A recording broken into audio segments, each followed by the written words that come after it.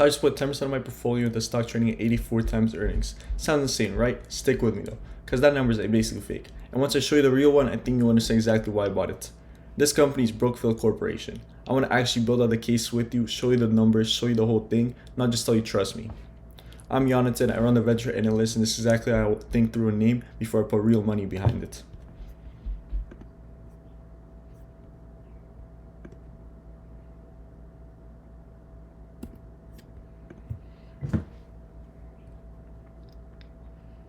Let's start out with what this company actually is. Brookfield is one of the largest alternative asset managers on the planet. They have infrastructure, renewable power, real estate, private equity, credit, all of it. And 2025 was a record year for them. $112 billion came into the asset management business. They monetized $91 billion out of the older investments, and they deployed $126 billion into new ones. They bought back over $1 billion of their own stock, and right now they're sitting at $188 billion of dry powder, cash waiting to be played. This money is ready to be deployed whenever the next opportunity shows up, and that's generally exceptional business. It's run by people with a real decade-long track record, and on paper trades at 84 times earnings. That's the part we need to unpack.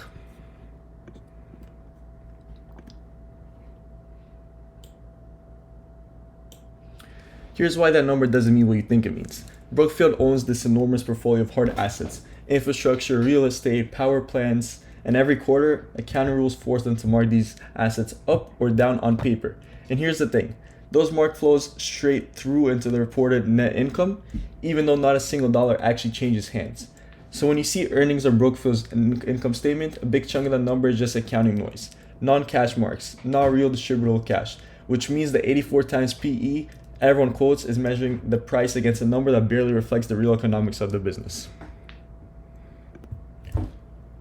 So here's the number I actually use instead, and it's not some proprietary thing I invented. It's the number Brookfield itself reports, front and center, every single quarter. It's called distributable earnings. This is the real cash, what the business actually generated and what it could hand back to shareholders, stripped of all the mark-to-market noise. Over the last 12 months, the number was $2.54 per share. Running against my entry price, instead of paying 84 times earnings, I'm roughly paying 17 times real distributable cash earnings. Look at this chart. Same company, same 12 months. One number says 84x and looks insane. The other says 17x and looks genuinely attractive price for one of the best run capital allocators in the world.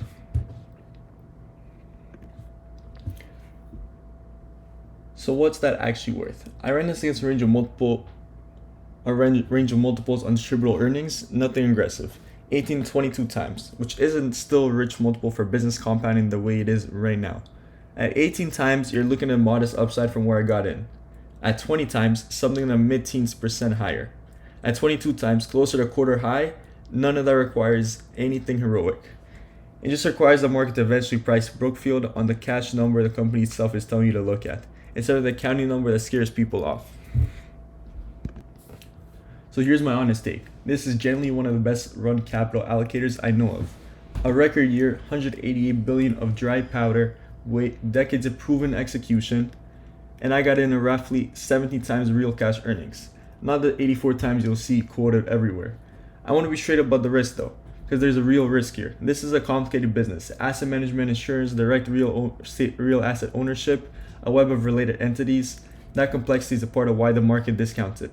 It's a legitimate reason for caution, not just noise.